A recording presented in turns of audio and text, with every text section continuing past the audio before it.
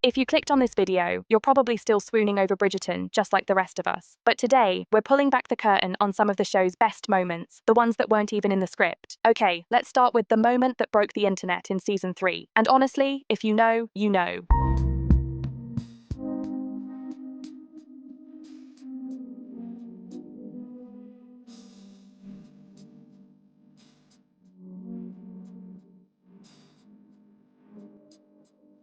Remember that iconic carriage scene between Colin and Penelope in season 3, episode 4? The one that had everyone simultaneously screaming and fanning themselves.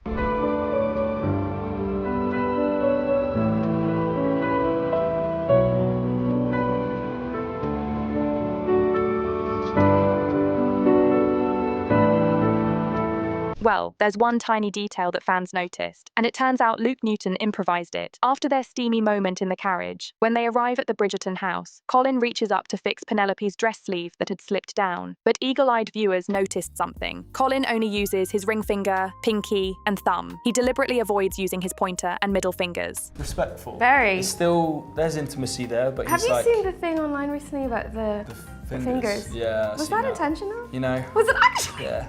It's all up here. Well, those two fingers were a little busy moments before, if you catch my drift. And Colin, being the gentleman he is, didn't want to mess up Penelope's dress with those particular fingers. The attention to detail is insane. What makes this even better is that even Nicola Coughlan, who was literally in the scene with him, didn't realize Luke did this intentionally until she saw all the fan reactions online. In an interview, she asked Luke directly, "Was that intentional?" And his sheepish grin said it all.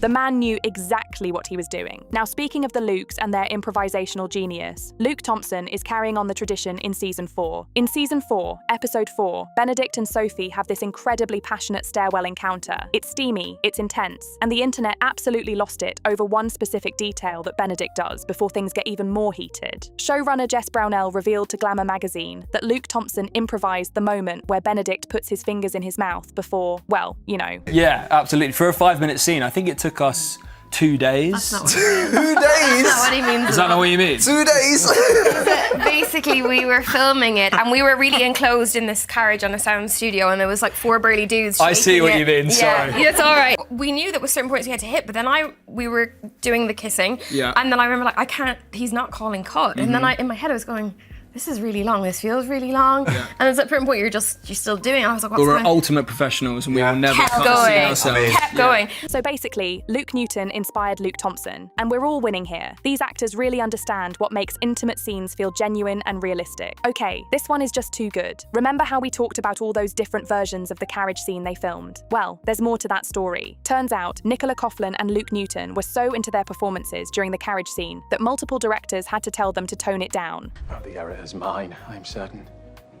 I am here to call upon one of your daughters, if I may. My daughter Francesca? Miss Francesca. All right, let's switch gears from steamy to absolutely hilarious. In season 3, there's this scene where John Sterling arrives at the Bridgerton house to court one of the daughters. Now, Eloise, being Eloise, immediately assumes he's there for her, and her reaction is priceless. The moment John Sterling introduces himself, Eloise literally hides behind her younger brother Gregory. And guess what? That wasn't in the script at all. Claudia Jessie just went with her instincts and improvised the whole thing.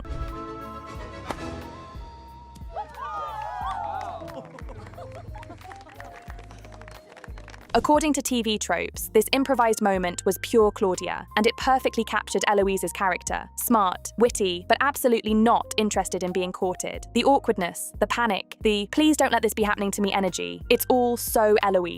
Here's something most people don't know. Bridgerton is actually super strict about sticking to the script. Creator and original showrunner Chris Van Dusen runs a tight ship, but there was one scene in the entire first 2 seasons where the actors were allowed to completely improvise, and it made it into the final cut. Chris Van Dusen Coughlan told BuzzFeed, "At a certain point, when we were filming that sequence, we set up the cameras and let the actors play and say whatever they wanted to say. Honestly, that was the first and only time there's been improvisation on set, and we even used some of it." All right, here's a wild one. Remember that iconic Pall Mall scene in season 2, where the Bridgertons play the most competitive croquet-like game ever? The one where Kate and Anthony's rivalry reaches peak intensity, and they end up laughing together in a mud pit? We just set the cameras up and we let our actors play, and their competitive spirit came out. We were just set up in a certain shot and it was all improvised, so it was a really fun moment. Well, turns out nobody on set actually knew how to play Pall Mall. Not the actors, not the directors, not the crew. Production designer Will Hugh Jones explained in a Netflix interview that they sent someone to the Museum of London to research the game, and guess what they found? The actual historical rules were pretty vague. So showrunner Chris Van Dusen basically said, "You know what? Let's just set up the cameras and let the actors play." The entire scene was improvised based on what the cast thought made sense. That you would willingly take on any pain, any burden for her, to honor, to all.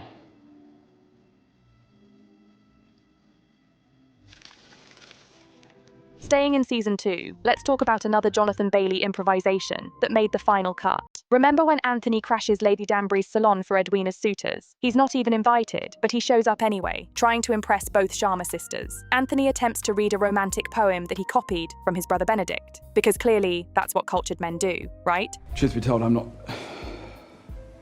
a man of poetry. And words of flattery are beautiful and sweet, but they are also hollow, unless accompanied by action.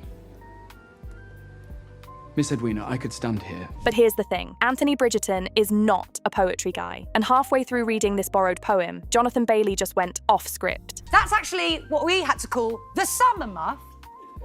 But this right here, this is normally to warm your hands. That's normally to warm your hands, but as you can see, beautiful summer's day. They actually had to make loads for their essays.